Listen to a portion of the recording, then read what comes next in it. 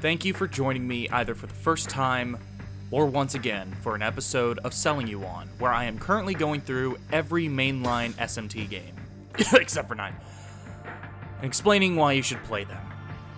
Today, however, is a very special episode. Not only am I covering one of my favorite games of all time, but it's also the first time in which I can say, review code provided by Atlas. Oh my god, I got a review code! Because of how big of a deal it is, I decided that today I would cut straight to the chase and start on the video immediately. No opening skit, let's just jump right into Selling You On Shin Megami Tensei 3 Nocturne. Okay, actually, let me have this one thing, just because I need to establish who I'm doing this video with. Hey, Arby, do you want to help me with this? Sure.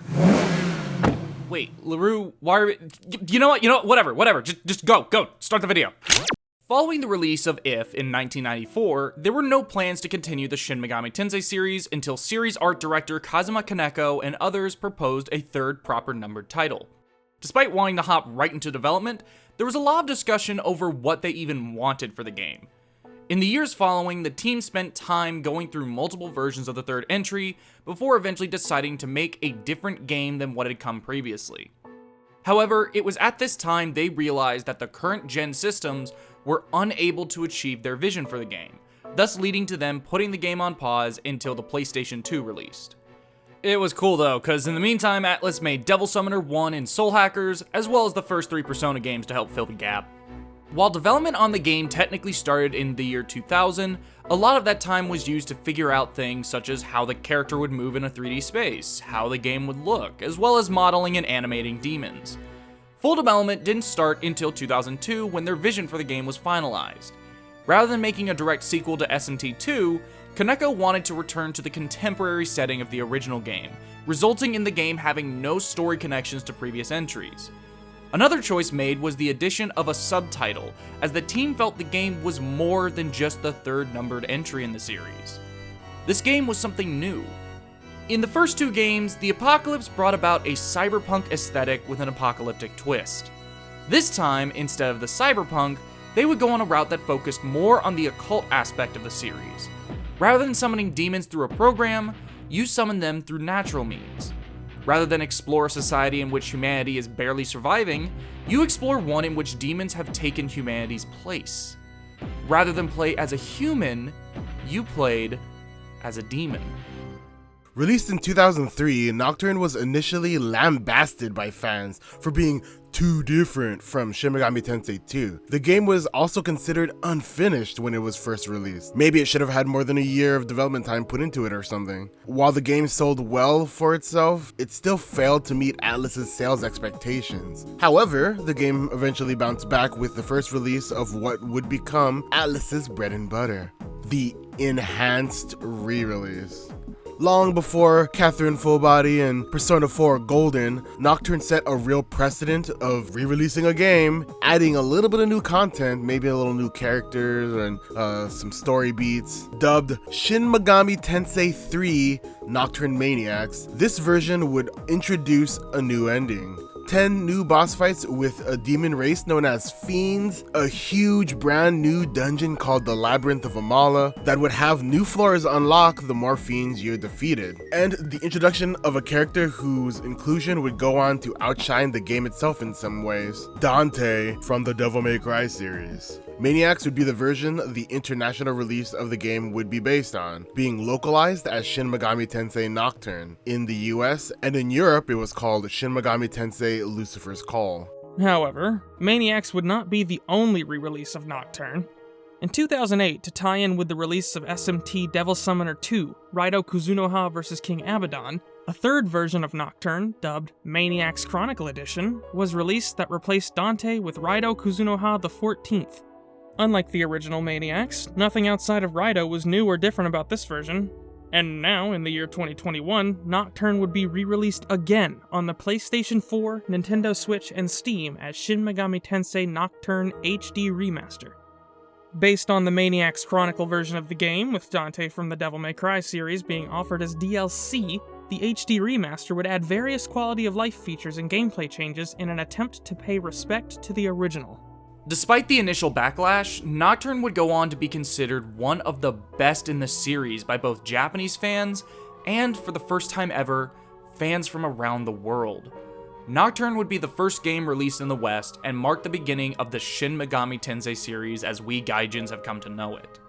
Nocturne would even go on to be the main driving influence for Shin Megami Tensei 5. Nocturne starts with a very simple beginning.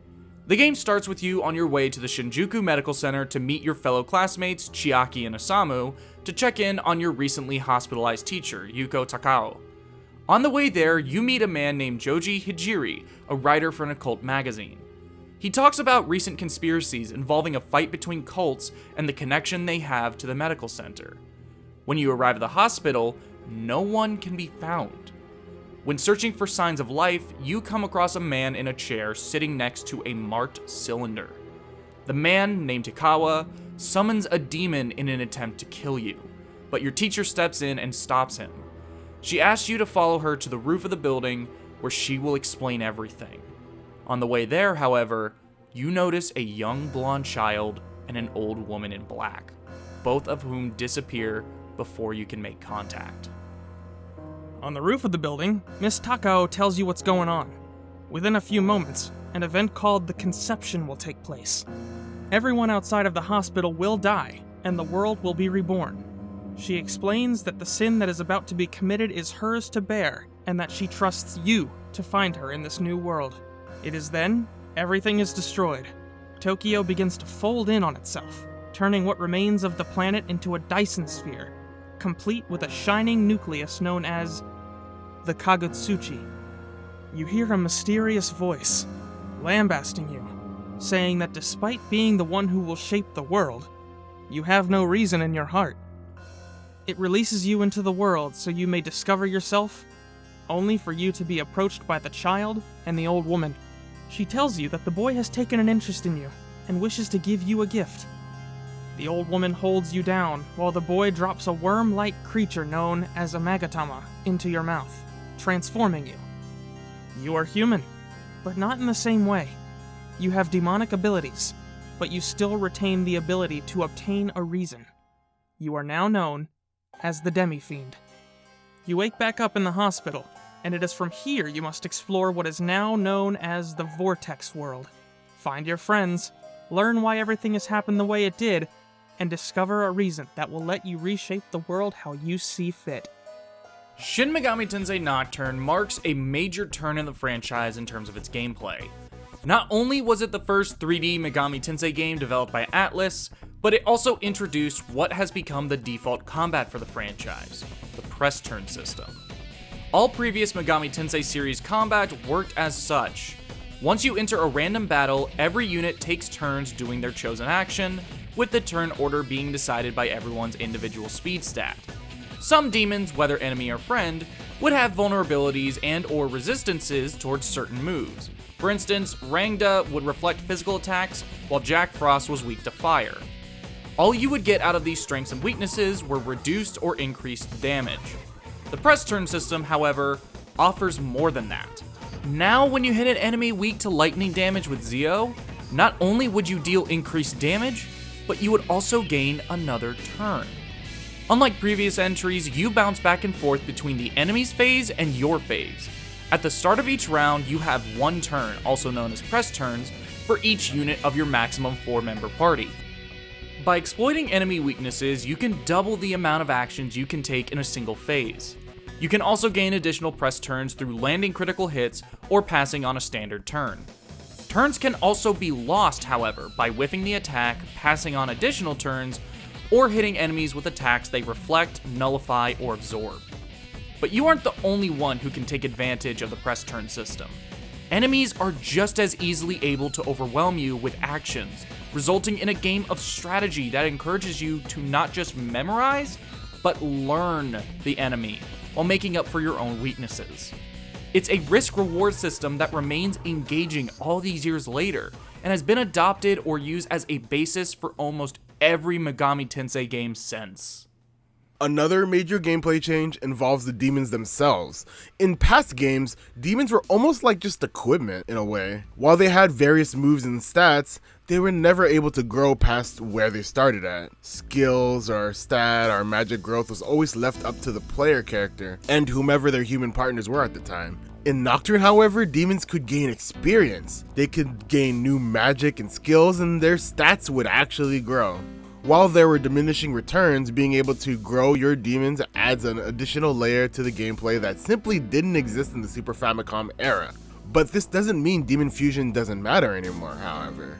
If anything, it enhanced demon fusion. Fusion remains as important as ever, allowing demons that may no longer be viable to be fused into stronger ones, while carrying over certain skills from their original sources.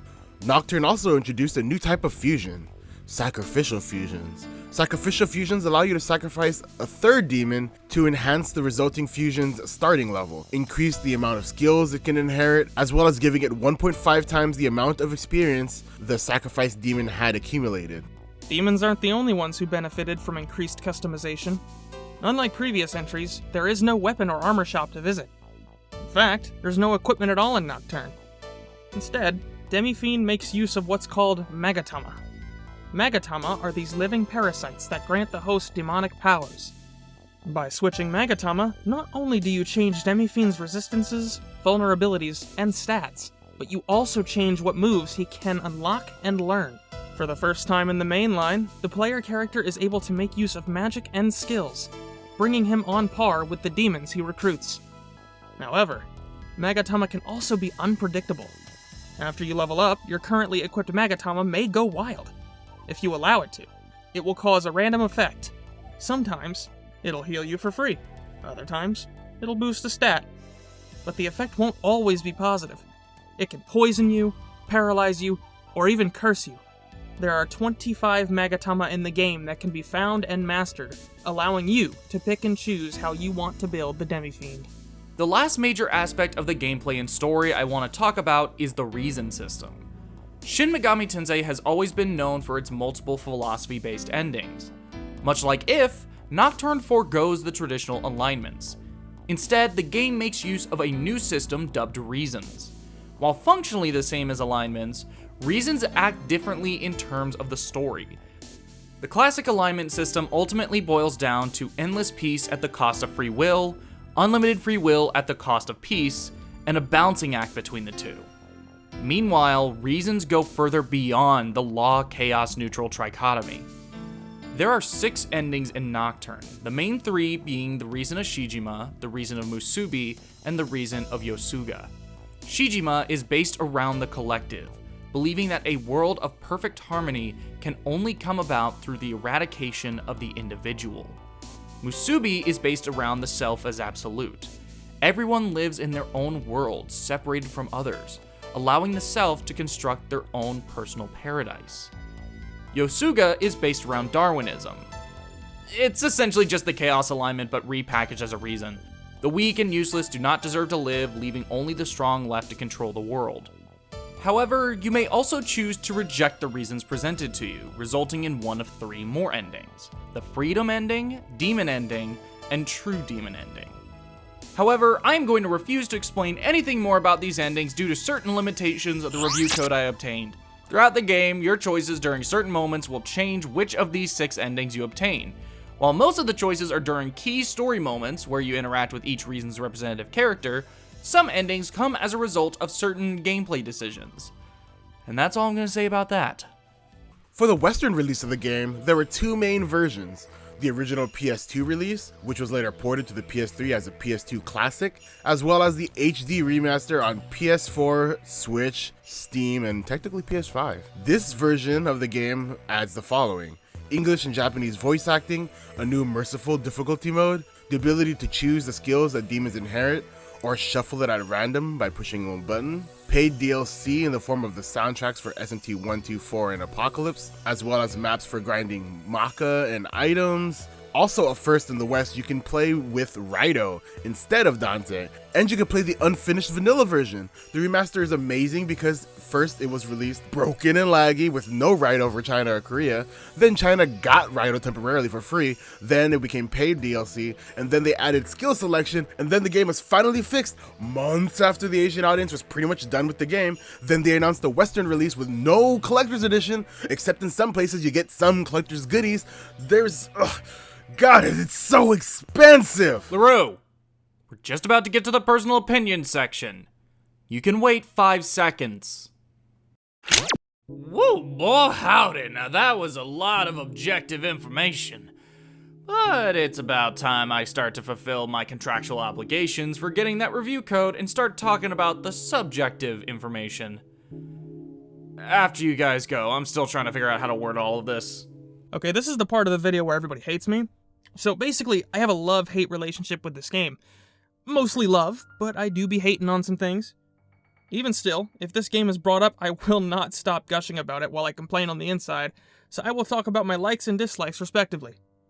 As I like to be a positive lad, I will start with the cons and end off on a good note with my pros. Nocturne was my first ever SMT game coming off of Persona 4 and 3 respectively, which I thought, and still think, are good games that hold up well today. Does Nocturne hold up well today also? No, but also yes. One thing that I ruined myself on was skill inheritance.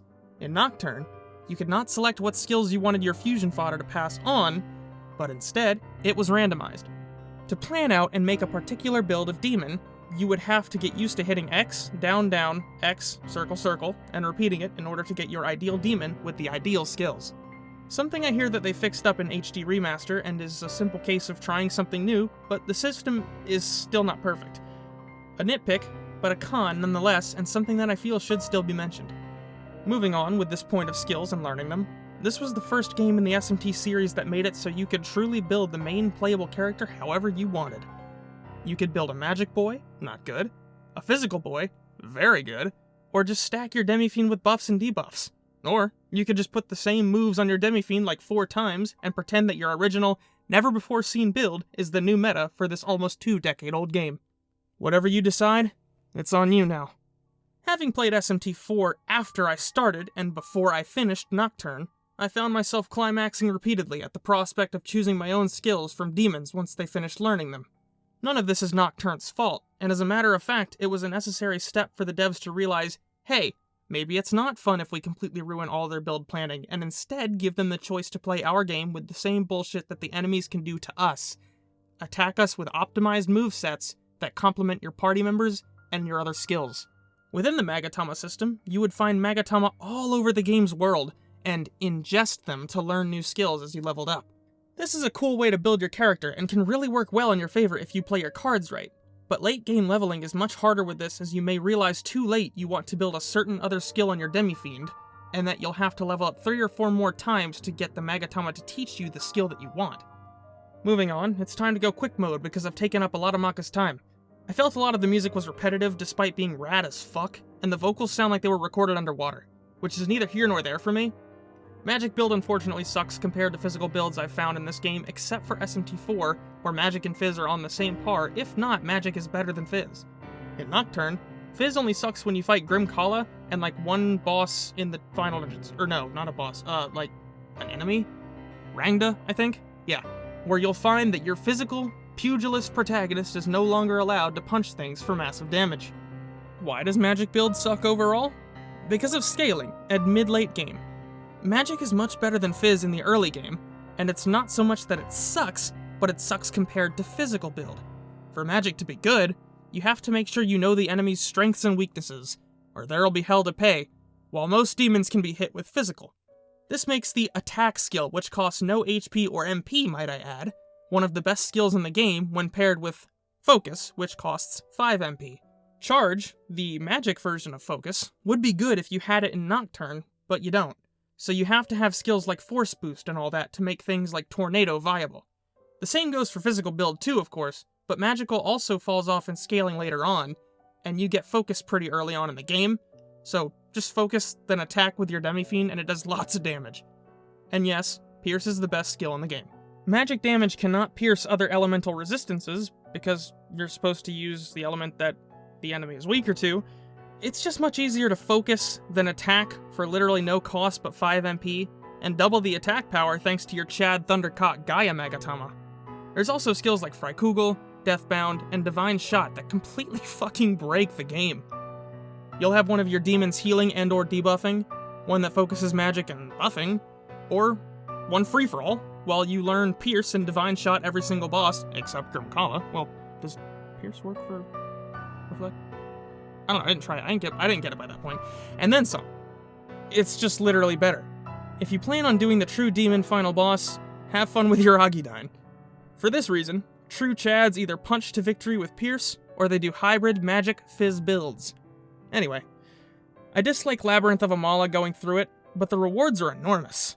Some people may like this kind of dungeon crawling, especially when the rewards are really good, but I was not a huge fan of the dungeons. As a matter of fact, I think a lot of the game's dungeons suck. Now, before you rip me apart, I just think that some of the dungeons, SMT is a very punishing game, so some of their dungeons are pretty damn punishing, and with that punishing of a game, I find myself, kind of just, I don't know, I didn't like the amount of repetition in them, in terms of, like, there are some dungeons that make you guess where to go, or some dungeons that will teleport you back to the beginning, and you gotta walk all the way back again, and you gotta go through a different door, and you gotta choose the right door this time, because if you don't choose the right door, you're gonna go back to the beginning, and they're gonna kill you. But that's just me.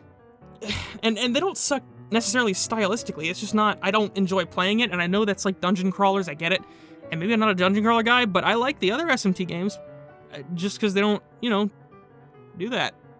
Anyway, I like the prospect of the moon phases, but they fuck me over when fusing and recruiting demons sometimes. The true demon ending final boss sucks mechanically, the actual boss is pretty damn good. The story itself isn't confusing, but you have to pay attention and talk to everyone. Meaning if you miss someone, you're missing part of the magic, and I just didn't talk to everyone. RPGs do condition you to forget the NPCs, but this game is different. You very much should talk to every soul and character you meet. While I like the story for what it is, it's not my favorite style of storytelling. Time after time it was just talking about the other demons and stuff and what they were doing around the world, which was cool, and when it came to the reasons and the main characters, it was just like, I don't know, I didn't care. I was just there to kill shit and they wanted to speak in riddles.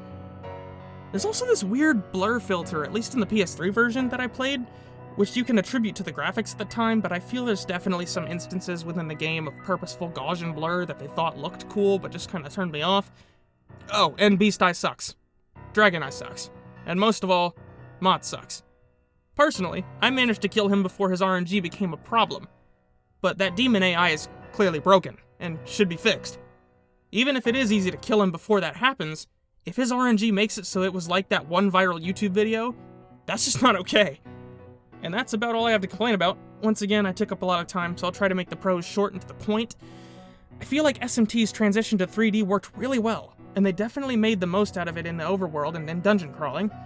I know I also bitched about the soundtrack before, but besides those, vocal quality choices, the music still comes. The final boss theme, normal battle, and especially the large map themes are some real nut slappers. The side content is pretty cool, like the optional Mara boss, the Bando Shrine for the Ultimate Magatama, etc., etc. I think the fun side characters such as the mannequins and the Oni and Hijiri to some extent make up for the kind of bland, underdeveloped main cast like your teacher, friends, and Hakawa. That's my point, is I don't really care about the main cast or the villains or anything like that. But that's just me. Might get me crucified, but whatever. The protagonist is one of the coolest SMT has ever had, if not the coolest. He literally punches God. Physical builds are God. The enemies and bosses are broken, but to a degree, so are you. And that means the game is bullshit sometimes, but you are too. And that's kind of fun. You can get OP Magatama early, such as the Gaia Magatama, if you build yourself properly with that in mind, or you just want to hit shit more harder. The Magatama are fun to collect, and they all give you a wide variety of skills to build on your character. Dante and Raido are very cool additions to the game, whose existence breaks any and all immersion for me, mainly Dante, but are high rewards for trudging through the Labyrinth of Amala. I also really love, and I think many will agree with me on this, the atmosphere and the world of the game. It's so desolate, and you feel so alone. If they can make a game where you play as the baddest dude on the planet feel really lonely and make you as a player feel vulnerable, then they did something right. I also think the Vortex world is a very cool concept, and I wish they touched more upon that in the game, but spoiler alert, they kinda don't. That's about all I have to say on the game besides the stuff that I'm sure I totally forgot about, but if I forgot about it, it probably wasn't that important to begin with. So I'm going to stop stealing the show now and let Macca take back over and go back to doing funny voiceovers and skits on my YouTube channel, Nova Arby, which you can find at youtube.com/NovaArby. The way I feel about Nocturne is unique, probably. It was my first game in the series, and I beat it all without a guide or online help at the tender age of 15 or so, in the Bone Age, that was like 2005. Most of the meaningful stuff just flew over my tiny teenage My Chemical Romance ridden brain, and I just liked the game for almost a decade without any real reason or merit besides, hey, I liked it when I was a kid. But then, in 2020, I started playing the hell out of Nocturne. I beat the Japanese game on the Switch, PS4, PS5. I beat the Chinese version on the PS4 and PS5. In English, I beat it on the PS5. I emulated the PS2 version on my laptop, and I read every single Nocturne-related book and researched the lore extensively. I seriously enjoy a lot of aspects that Nocturne fans will say are bad aspects or annoying. I love the dungeon design, especially places like Kubikisho Prison, the Diet Building, and the Obelisk. They are fun, they have interesting quirks, and when people say they don't like it in Nocturne or DDS or even Strange Journey, I'm actually just convinced they probably don't like dungeon crawlers, and so maybe they shouldn't be playing Megaten games with dungeon crawling elements. I love how we learn about the characters through the environment, optional dialogue, and NPCs. There's always a direct cause and effect in the game. In simplest terms, you could probably just attribute that to the game needing to facilitate you to go from one place to the other, but I love that you can just talk to anyone and you learn a little sliver about someone. Sometimes it's more direct, sometimes it's just implicit. I love how the endings are all worth seeing if you want the full picture. I love the way the mechanics constantly and consistently challenge you as a player. What? You aren't changing your Magatama? Time to die. What? You aren't giving your Demi-Fiend good skills and experimenting with fusion? Time to die. Wait, your demon might evolve? I mean, you might not die, but time to die. I love using Magic Build. I find it hilarious because every time I use it, people go, well, why are you using Magic Build? Fizz Build is better. And I'm just like, the speedrunners use Magic Build. All the people who beat the game quickly and often use Magic Build. What's the benefit of Fizz Build? Pierce, I guess? I love how easy the game becomes when you understand the bosses, and spoilers for that, they're very consistent and fair, and they all are about the same difficulty level, aside from the TDE exclusive boss, and aside from Bishamoten, which I found to be the hardest boss in the game. And while the music isn't my favorite, I think it fits the game very well and complements everything. The art style is chef's kiss, near peak Kaneko. I find it a disservice to the game that people just see it as a content farm. Let's do TDE because that's the most bosses you can fight. And they just largely ignore all the rest of the side content, and somehow don't pay attention to the Kalpa dialogue. Whenever I hear the story is confusing or lacking, I'm just like, did you talk to any NPC? Did you pay attention to any of the Kalpa exposition? The lore challenges you as well, expecting you to kind of have this arcane knowledge with all these obtuse references to Buddhism, Hinduism, or even challenges you to probably look these things up if you don't know what they are. I have like 12 more videos coming just because I want to wax poetic about the lore alone. People consider the characters bland, but I think there's richness all over. Just talk to the NPCs like I keep advocating, and pay attention to everything, their clothes, their mannerisms, and even how they talk can tell you a lot.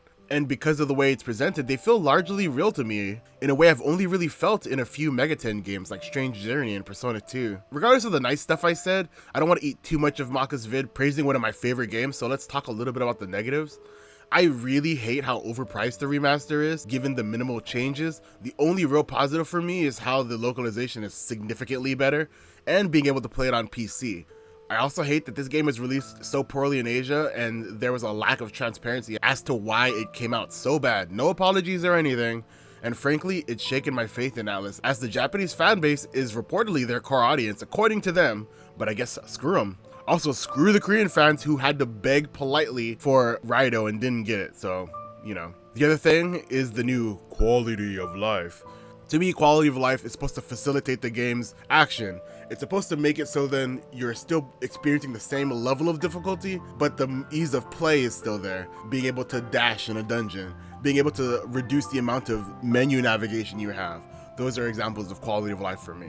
But in this game, they introduce skill selection, which, in my opinion, breaks the game, because at any difficulty level, you can just go ahead and pick any skills, resulting in perfect demons on merciful mode, normal mode, or hard mode, thereby making each mode a lot easier. So what if bosses are tankier and you get less money and take more damage in hard mode? You make the perfect build and it doesn't matter. It just means the fights are just a little longer. And I will say that, well, it's optional, just don't use the selection, isn't a real rebuttal. If it's a mechanic you get in the game inherently, then there should always be like a negative or positive consequence. It being optional doesn't refute the fact that it's in the game, it's baked into the gameplay, thereby changing the gameplay. Ignoring aspects of the gameplay to enhance your difficulty is something people do all the time, but the onus shouldn't be on me to enhance the experience. If I have to change what they've added in order to enhance the experience, then that tells me that that added content is a flawed addition. I'm not going to be playing the Nocturne Nuzlocke challenge just to have a more fun time. Another factor that I dislike is the unplayable Switch version. To me, there's too much frame drops that's consistent throughout the whole game, undocked or docked, and it doesn't matter. I just can't accept that a game could be this bad or poorly optimized on release, fixed and still poorly optimized. It's just unacceptable to me in 2021, with no clarification as to why it's this way. Aside from my Atlas woes, the presentation of the story requires you to play this game as the game wants you to play, and it's not presented in any way that a normal RPG presents its narrative. It's not really normal for NPCs to have valuable things to say in RPGs, but in mainline SMT, especially with this game's SMT4 and Strange Journey, it's super common. And then to dig at the fan base a little, the memes that repeats crazy misinfo like Matador being hard or Mott being hard, just ignore those things, because I've beaten Mott over 12 times since October 2020, and I have never gotten the Jim Reaper meme, ever. And not only that, but that fight usually only takes a few minutes. There's a lot more I could say, but Macca will probably cover it. I'll just use this chance to say that it's actually called Force Battle, not Fierce Battle. That song doesn't say One More God Rejected. Yahweh doesn't appear in Nocturne or is mentioned in Nocturne at all. No one is ever punched in the face or hinted at being punched. Please try to do more than one ending, not just TDE, at least Freedom ending. There is no canon ending to Nocturne. Nocturne exists in a vacuum, and the only game that it's connected to is Shin Megami Tensei 4 due to the DLC. Wow. Okay, your opinions are like night and day different. My turn, I guess? I'm not even sure how to start this. Nocturne has gained a bit of a reputation in the Western fanbase as the generic answer to the question, what is your favorite SMT game? But I want to make it very clear. Shin Megami Tensei 3 Nocturne is not only my favorite Megami Tensei game, it's my favorite turn-based RPG. Nocturne is an absolute gem of a game for so many reasons, one of the biggest being the introduction of the press turn system. It's easily my favorite combat system in a turn-based RPG simply because of how it forces you to truly learn not just the mechanics, but the enemies you're fighting. Many RPGs try to do this, making you learn the enemies in the system, but Press Turn is able to do this in a way I have yet to really see replicated in a non-Atlas game. In Pokemon, when you have a fire type going up against a water type, the thought that goes through my mind is, oh shit, that thing is gonna do more damage to me than normal. In Nocturne, what's at risk is so much greater. If one of my demons is weak to fire, that really isn't the biggest concern. My biggest concern is the fact that they can do that and more. They could double up on damage, they could heal, they could give me a status ailment, they could debuff me and or buff themselves, call a friend, all of this including the fact that they can do more damage to my demon. This forces me to think. It forces me to prepare myself, making smart use of the type of damage I'm doing, what items I'm using, what enemies I'm fighting, what attacks they can do, what attacks I can do, and how to effectively make use of everything at my disposal, both the advantageous and not. As a result, it keeps the game interesting, forcing me to be on my toes at all times and never resigning to mental autopilot. Nocturne has gained notoriety for being a very difficult game, but I don't feel it's a hard game. It's a challenging one. On top of all of that is a punchy, satisfying, and most importantly, fast combat system that holds up all these years later. In terms of the story, it's interesting and well told, but that isn't what makes the game's narrative so fascinating to me. It's the world and those that inhabit it that make this one of the most memorable settings in a video game for me. Demi-Fiend is the coolest protagonist in any Mega 10 game. Everything from his design, to the way his tattoos glow in dark areas, to the fact that he quite literally needs nothing more than his body to do what he does throughout the game, makes him one of the most badass protagonists I've ever seen in a video game. The art style is absolutely gorgeous. The cold, antique-like aesthetic of Kazuma Kaneko's art has always been a favorite of mine, as it creates this sense of disturbed beauty, that even within something creepy and unsettling, you can find something attractive. The Vortex world is essentially a giant desert that has been plopped onto Tokyo. Buildings are broken and barely standing, with large stretches of nothing in between. But despite this seemingly hopeless destruction, a world of life and awe-inspiring imagery can be found. Demons feel the most relevant they've ever been in Nocturne, with more than half of all NPCs being a demon, and the only non-main cast humans you interact with being spirits of those long dead. Almost every NPC has something interesting or funny to say, bringing levity to what is a dejected situation. It also allows the world and those who inhabit it to organically guide you through the game like an SMT1, only executed infinitely better. The reason system is so much more interesting than the traditional alignments. While games like SMT4 do the alignment system while also adding in non-traditional endings, there has never been a case where law, chaos, and neutral weren't ultimately what the game boiled down to. Reasons are more flexible, allowing differing philosophies that feel less like cartoonish extremes and more like genuine existential ideas. However, Nocturne has some pretty serious flaws that I feel only worsen the older it gets. While I adore the reason system and even prefer it to alignments, the game never really gives you a reason to do any ending other than True Demon. Not only does it allow you to play the most amount of content, but it's also just the coolest ending in the game. The main three endings, Musubi, Yasuga, and Shijima, don't really look any different from each other outside of which main character exists in the scene with you. The Freedom ending is the only one in the base game that feels like any real effort went into making it. But again, it's kind of made pointless by the True Demon ending. Certain aspects of gameplay are also pretty dated. Movement can feel awkward and slippery, and it's only made worse by the original PS2 camera controls. I just can't imagine controlling the camera with anything other than the shoulder buttons. The enemy AI can also be iffy, sometimes resulting in situations that feel unfair.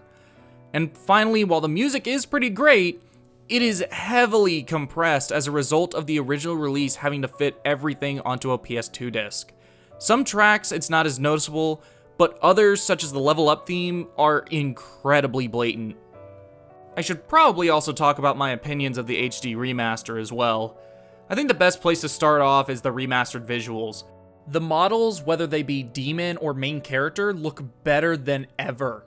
The lighting was also redone, making certain areas really pop and look even better than they did previously. However, the change in lighting can detract just as much as it can improve.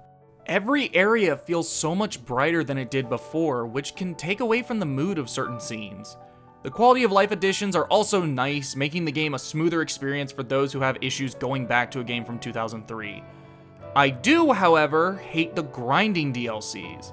They just feel like cheap ways to crap out some day one DLC that takes advantage of players scared by the game's reputation or are just unwilling to properly participate in what the game is trying to do. The remaster also feels too selective in what it updates. The voice acting is pretty damn good, but what scenes are voice acted feels inconsistent. All of the major story scenes are voice acted, but it's the smaller ones where it gets spotty. Scenes such as meeting the mannequins aren't voiced at all, while others, like fighting Fornius at the end of the first dungeon, are. There are even moments where a character is voiced while a demon isn't. Another instance of selective remastering is the textures.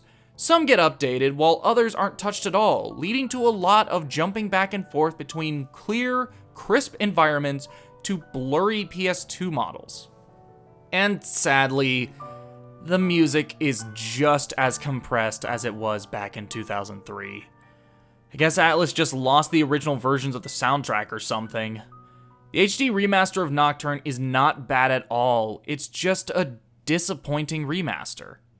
Ultimately, Shin Megami Tensei 3 is a one-of-a-kind game. It creates a beautiful, dead world and places a thick layer of atmosphere over it before sprinkling it with life. The gameplay is top tier, with phenomenal dungeon designs and a combat system that works so well, it's been further perfected in later entries, while also being adopted and adapted in many different ways throughout the franchise. It's easily one of, if not the most important game in the Megami Tensei franchise, both for its influence and its quality. This game is a work of art that deserves to be appreciated, and that's why I think you should play it. As we mentioned before, there are 4 versions of the game in total, but when it comes to anything outside of the Japanese language, there's really only 2, the original PS2 release and the HD remaster. The original can be played both on the PS2 as well as the PS3 as a PS2 classic. As for the HD remaster, it's available on the PlayStation 4, Nintendo Switch, and Steam. Take your pick for which version you want to play. I think it's pretty obvious what Larrue would suggest you play, though. Arby, Larrue, thank you so much for being here to help me, even though I only invited one of you. If either of you need anything from me in the future, you are more than welcome to ask me. Oh, okay, cool. You were both just in my imagination. Cool. I'm gonna go to sleep. Jesus Christ, this last month has been fucking hell for me. I'm never doing 2 of these videos this close together ever again.